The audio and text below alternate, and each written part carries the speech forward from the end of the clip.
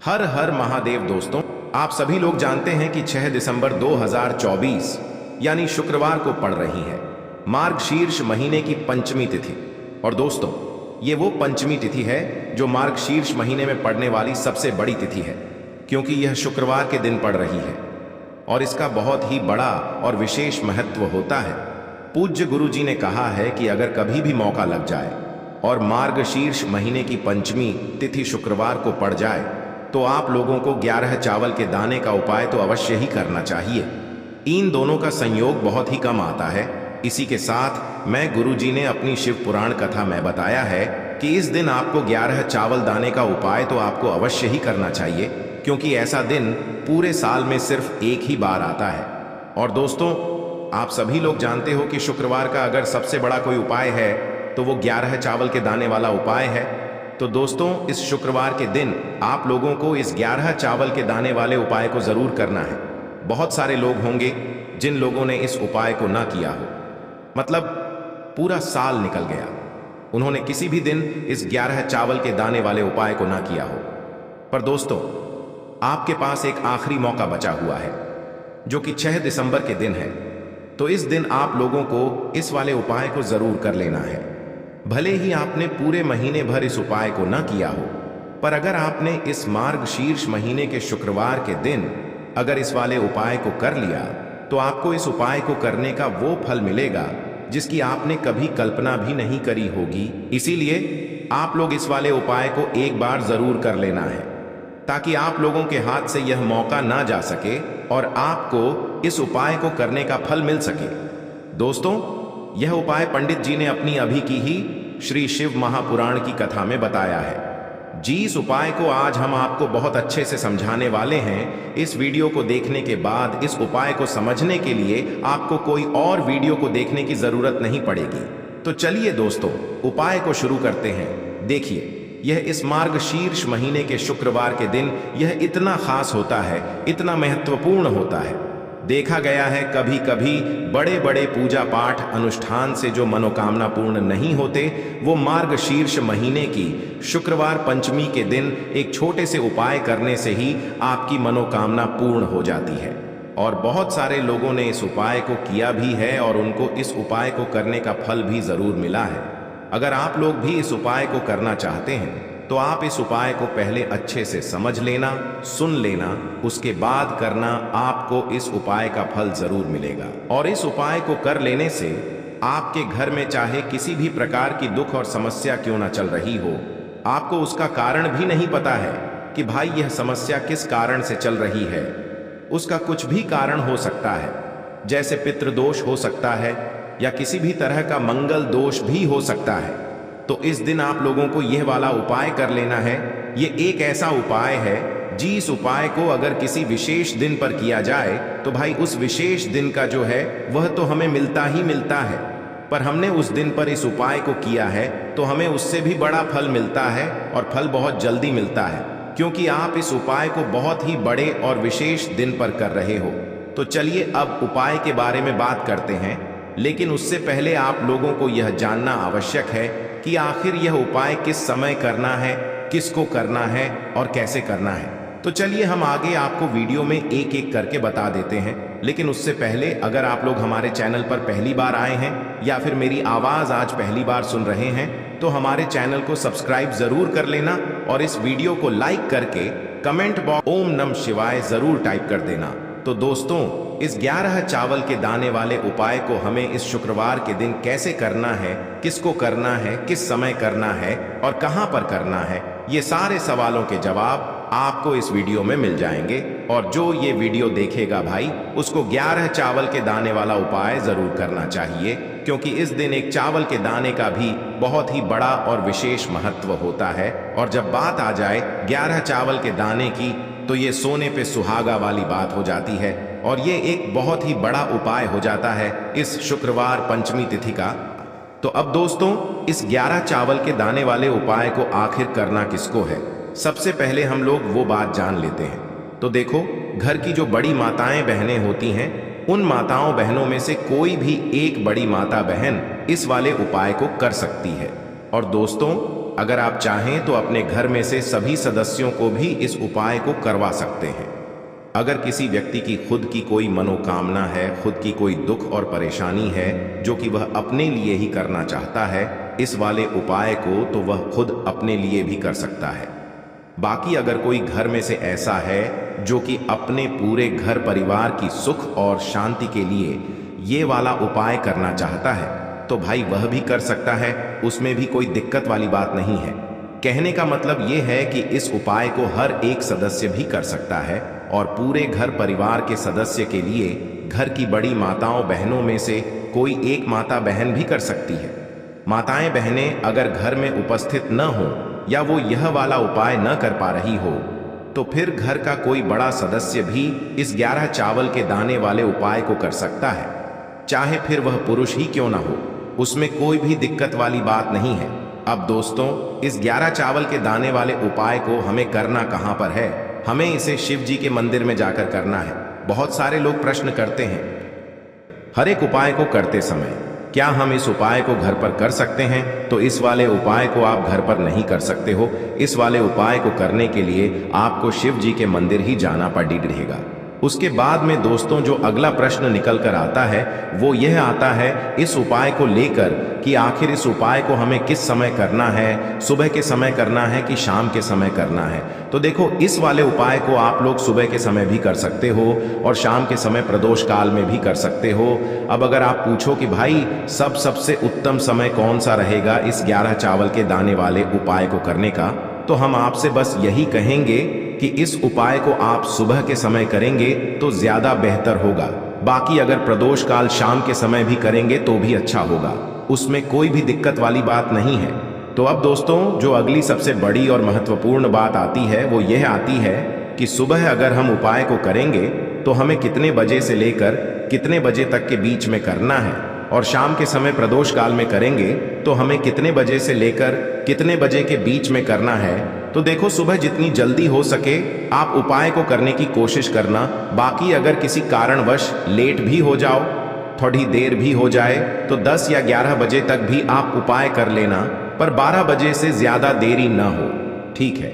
इस बात का ध्यान रखना। उसके बाद में दोस्तों अगर शाम के समय प्रदोष काल की बात करें, प्रदोष काल का जो समय होता है वो शाम के 6 बजे से शुरू हो जाता है। मतलब शाम के 6 बजे से लेकर 7 बजे के बीच का जो समय होता है ये समय प्रदोष काल का समय होता है। पर अभी जो मौसम चल रहा है इस मौसम में जो है शाम बहुत देरी से होती है, तो आप इस उपाय को 7 या 8 बजे के बीच में भी कर सकते हो। मतलब शाम के 6 बजे से रात 8 बजे के बीच में आप कभी भी इस वाले उपाय को कर सकते हो, उसमें कोई भी दिक्कत वाली बात नहीं है।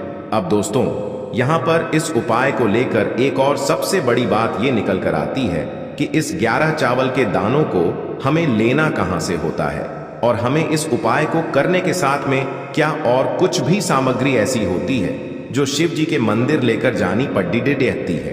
तो देखो यहाँ पर हम आपको बता दें, सबसे पहले आप लोग ये जान लो कि यह जो 11 चावल के दाने वाला उपाय है, सिर्फ और सिर्फ आप उपाय की सामग्री लेकर कभी भी शिव जी के मंदिर मत जाना, क्योंकि हमें भगवान के सामने यह नहीं दर्शाना है कि अगर हम भगवान शिव जी के मंदिर आए हैं तो अपने फायदे के लिए आए हैं। तो इसलिए जो भी पूजन सामग्री है उपाय सामग्री है, 11 चावल के दाने, इसके साथ में आपको पूजन सामग्री भी जरूर लेकर जाना है।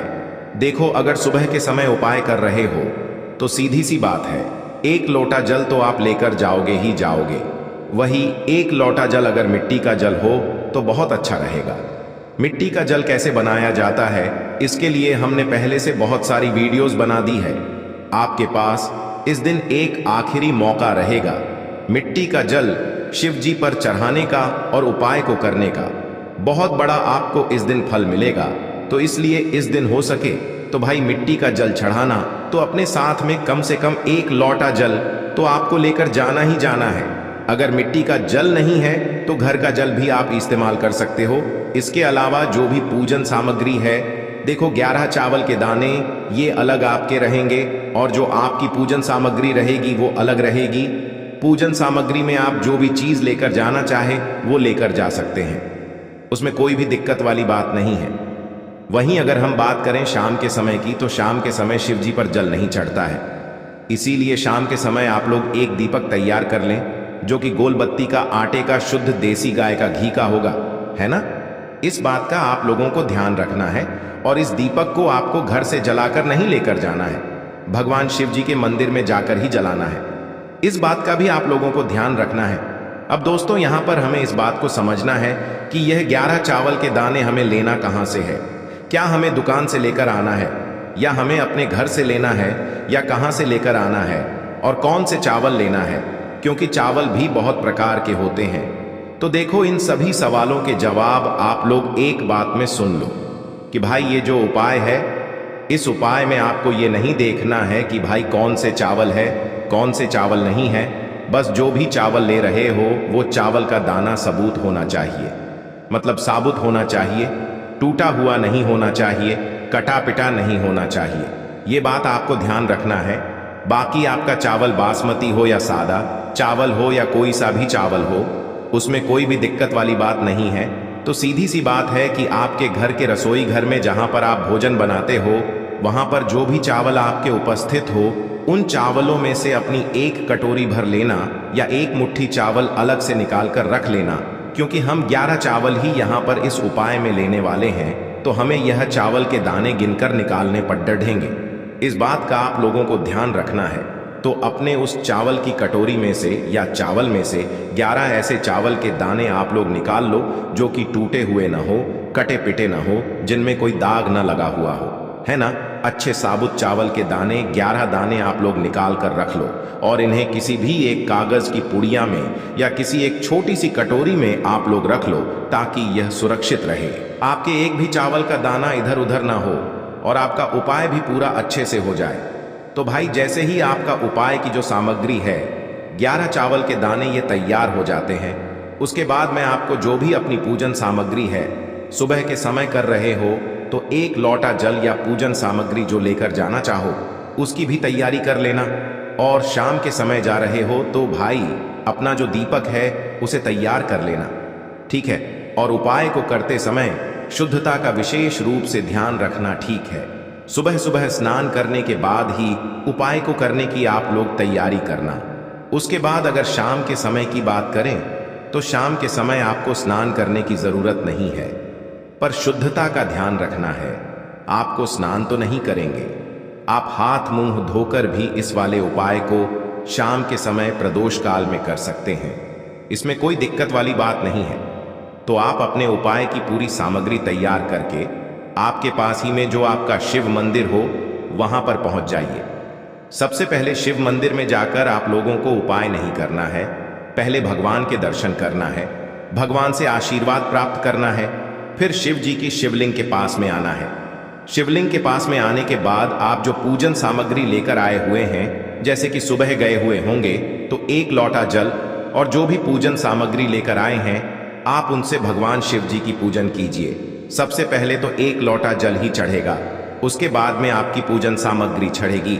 उसके बाद में अगर दोस्तों शाम के समय अगर आप इस उपाय को कर रहे हो तो अपने साथ में कम से कम एक जो दीपक है गोल बाती का, जो आप अपने साथ में लेकर गए हो, उस दीपक को मंदिर में जाकर अपनी माचिस से जलाना है और उस दीपक को शिवलिंग के पास में रखना है, ठीक है। इस दीपक को रखने के बाद ही आप लोगों को अपना ये वाला उपाय शुरू करना है। और दीपक को ज्यादा पास में मत रखना, वैसे भी गर्मी पड़ रही है, भगवान शिव जी को आंच नहीं लगनी चाहिए, है ना। तो भाई जैसे ही आपकी पूजा अर्चना हो जाती है, आप भगवान शिव जी को प्रसन्न कर लेते हैं। उसके बाद में शिवलिंग के पास ही में आप कहीं पर बैठ जाइए, सामने या आसपास जिस जगह पर आपको बैठना हो वहां पर बैठ जाइए और अपने वह 11 चावल के दाने अपने सामने निकाल कर रख लीजिए, क्योंकि अब यहाँ पर उपाय को यहाँ पर करने की आपको तैयारी करना है। और इस तरीके से जब आप उपाय करेंगे, पूजन सामग्री करने के बाद, पूजन अर्चना करने के बाद, तो आपको उपाय का फल बहुत जल्दी और बहुत बढ़ा होकर मिलेगा। तो अपने 11 चावल के दाने अपने सामने निकाल कर रख लेना। और यह जो उपाय है यह आपकी सीधे हाथ की हथेली से होगा, इसलिए इस बात का भी विशेष रूप से ध्यान रखना है। तो सीधे हाथ की हथेली का प्रयोग करके ही आप लोग अपना इस वाले उपाय को करना। अपने सामने जो भी आपकी कागज की पुड्डियां है उसको खोल कर रख लो, या कटोरी है तो भाई उसे अपने सामने रख लो और अपने वह 11 चावल के दाने निकाल लो, ठीक है।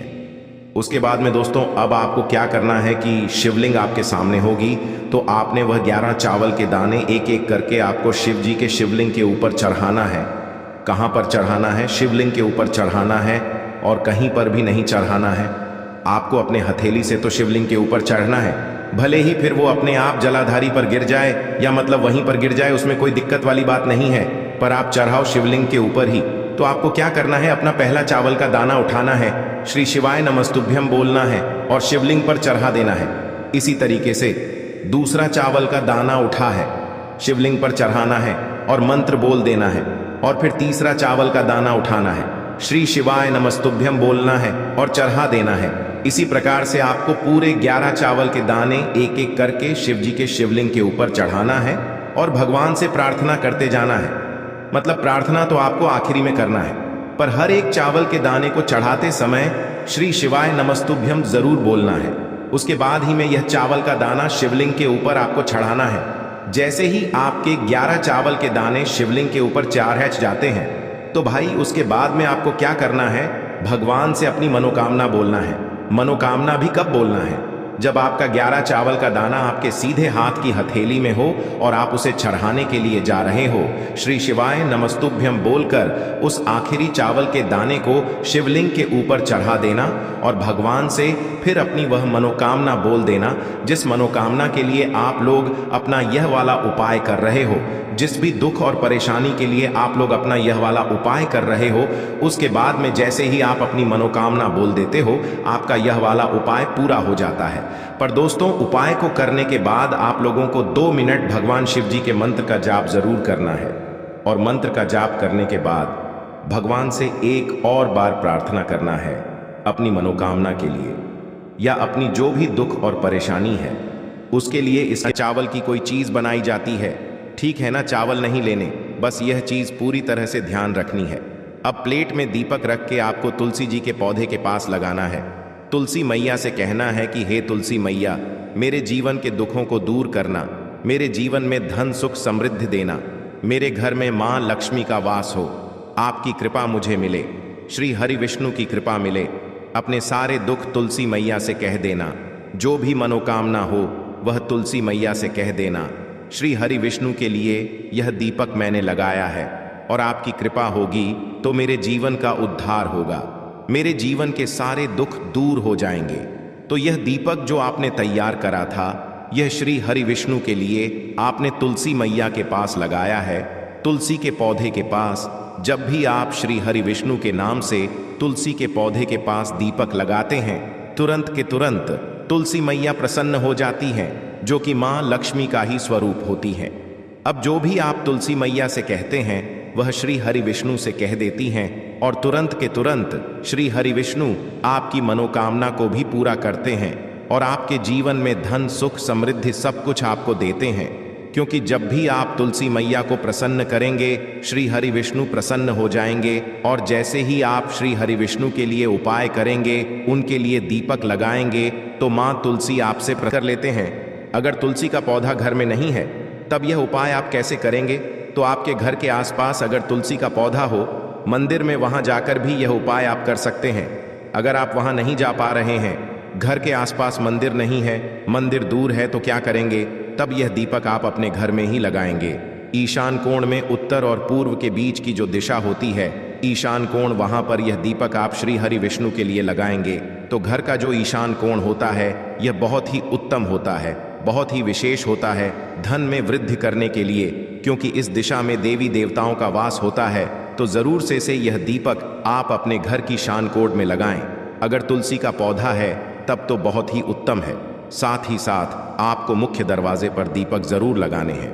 मुख्य दरवाजे पर ऐसा ना करें आप कि दीपक ना लगाएं, क्योंकि मुख्य द्वार से ही सबसे पहले माँ लक्ष्मी आपके घर में प्रवेश करती हैं। तो यह पहला उपाय है। अब जल्दी से बात कर लेते हैं दूसरे उपाय की कौन सा है। वह दूसरा उन लोगों के लिए है जिनके जीवन में फिजूल खर्ची बहुत है।